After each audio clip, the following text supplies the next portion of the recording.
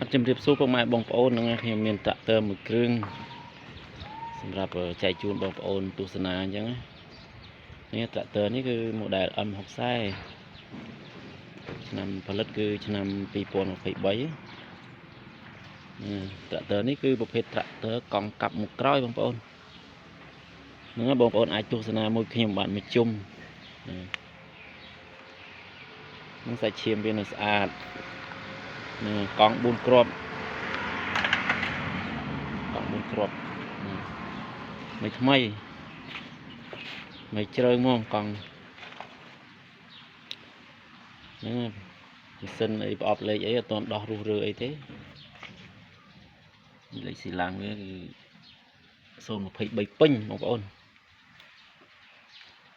ហ្នឹងហើយសិនបងប្អូនមានចំណាប់អារម្មណ៍ចង់បានត្រាក់ទ័រ model M60 យកទៅធ្វើស្រែចម្ការឬក៏យកទៅរុញចការុញព្រៃអីអាចមកមើលត្រាក់ទ័រមួយគ្រឿងនេះបានណាបងប្អូនធានាថាស្អាតត្រាក់ទ័រនេះហើយម្ចាស់គេលក់តម្លៃសមរម្យហ្នឹងហើយហ្នឹងរីឯនឹងកលគឺប្រភេទនឹងកលផាល7បងប្អូនស្លឹកផាលវានៅក្រាស់ធំហ្នឹងហើយ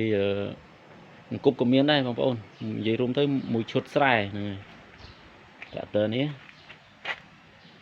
ហ្នឹងអត់មានជ្រាបលេខសាមួយទេស្ងួតម៉ាស៊ីននេះ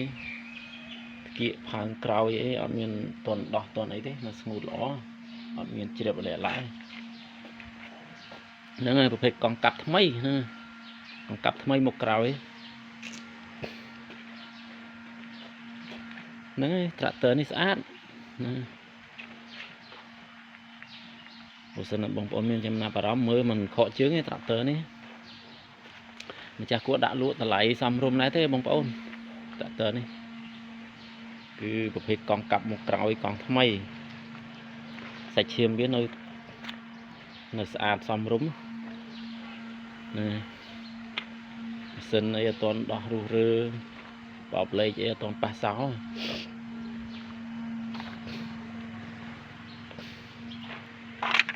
្នឹងហើយបងប្អូនមានចំណាប់អារម្មណ៍អាចមកមើលមួយគ្រឿងនេះបានណាបងប្អូន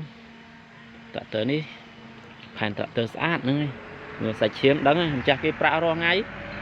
ពងជួវាយដីរាល់ថ្ងៃពួកឯខែនេះដល់ខែធ្វើស្រែចម្ការអញ្ចឹងធ្វើស្រែចម្ការពងវឹកវើនឥឡូវនេះតែម្ចាស់គាត់ធ្វើការលក់វិញអញ្ចឹងដោយសារអីដោយសារគាត់ធ្វើការលុយប្រើប្រាស់អញ្ចឹងណាខ្ញុំបាទមានតែប៉ុណ្្នឹងទេសូមអរគុណសូមជម្រាបលា